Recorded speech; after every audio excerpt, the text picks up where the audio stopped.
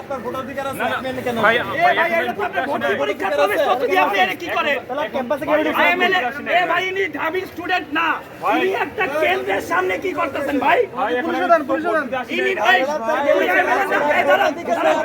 সবাই চুপ, সবাই চুপ।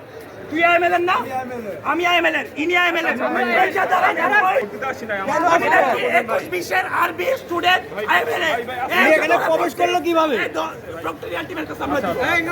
একটা ভোট কেন্দ্রের সামনে আপনি ঢাবির স্টুডেন্ট না হয়ে কিভাবে অবস্থান করেন? আমরা পরিচয় কি? পরিচয় কি?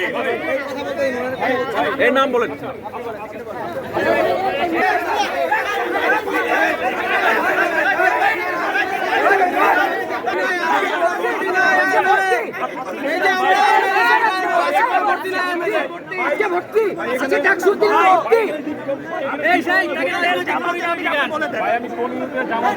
এখানে কি করতেছেন?